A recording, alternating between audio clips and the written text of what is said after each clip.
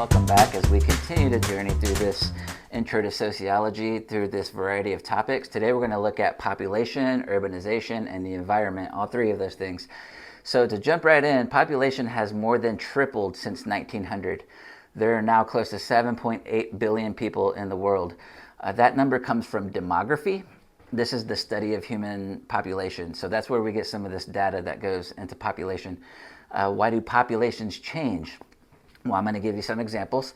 The first one being fertility, the number of babies being born during a specified period in a particular society. For example, there's more births in China and India than there is here. So there we're looking at fertility. Another example we're looking at is mortality. This is the number of deaths during a specified period. Another example would be migration. Now we're looking at the movement of people in or out of specific regions. So has population gotten out of hand? There's a Malthusian theory that says maybe, but we're going to go into this a little bit. So population is basically saying population is growing faster than the food supply can sustain it. I don't see a lot of evidence in my personal life of this, but this is a theory that applies to the whole world. Now there is a demographic transition theory that says population growth stabilizes as economy and technology change. There's evidence that lies in this is, if we look at pre-industrial society, what the needs and how they were met versus industrial society versus advanced industrial society, and now we're in a post-industrial society, and it seems that for the most part our needs are still being met. So this is like one of a criticism of Malthusian theory.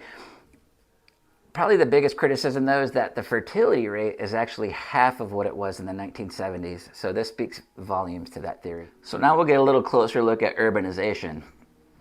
This is people's migration from rural to urban areas. In the last 100 years, urban populations have gone from 270 million people to 3.9 billion people. That is huge and significant. Many world cities are considered megacities now.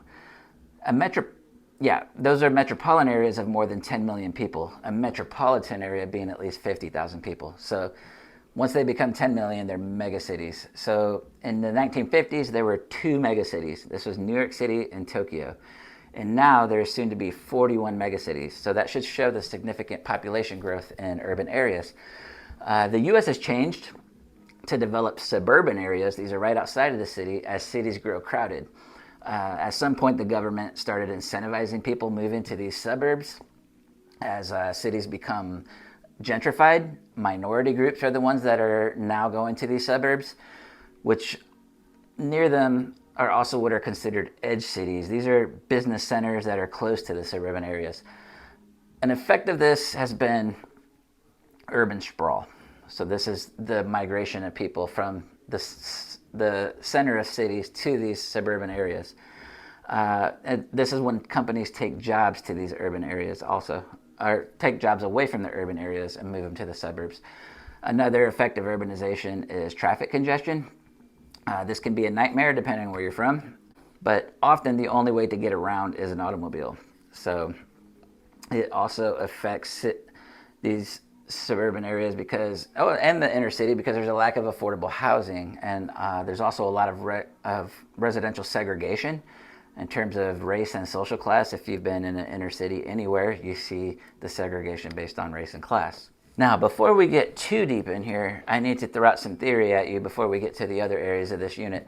Functionalists would say that cities serve many important social and economic needs. You know, it employs people, they go home, they got businesses there, it all feeds each other. Conflict theorists would say that cities become driven by greed from corporations. As we see these huge corporations develop neighborhoods, you got banks and all these developers that are jacking up prices, making it where people who have lived there for generations can no longer afford it. We have to look at this from a feminist perspective also. Women have fewer choices than men for employment in a city or a suburb, and they tend to lean towards the service industry. Due to that, they don't have a lot of leadership roles in the companies that exist there, although there are some. To look at this from a symbolic interactionist perspective, we're going micro. So we're going to look at diversified lifestyles, interactions, perceptions. There's something for everybody in a city. There's your own people. As unique as you are, once you're in a city, you can find people like you, whether you're into a racial demographic, whether you're into music, no matter what you're into, your people tend to be there. So that's how a symbolic interactionist would look at the city. All right, now to get into something important that's often overlooked in intro type classes is the environment. This is our ecosystem of living and non-living organisms that share a physical environment.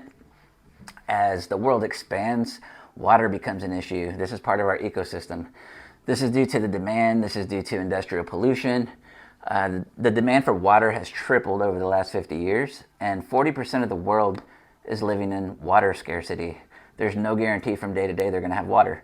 There's threats to water, including pollution, willingness to commit contamination.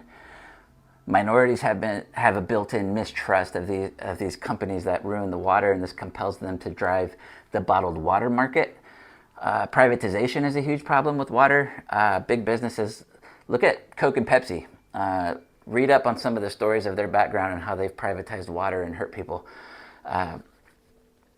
While we speak of the environment, air pollution is an important thing to mention, because 92% of people in the world breathe in unhealthy air, at least from time to time. 3 million people die every year due to cardiovascular or respiratory diseases linked to outdoor air. There's many chemical processes in manufacturing that cause these things. Another issue would be global warming. This is the increase in the average temperature in the Earth's atmosphere, basically, more or less. Things like carbon dioxide ignite what's called the greenhouse effect, which is heating of the Earth's atmosphere, basically. Some effects of this include turning the ocean more acidic. There's increase in climate-related disasters since the 70s because of this global warming.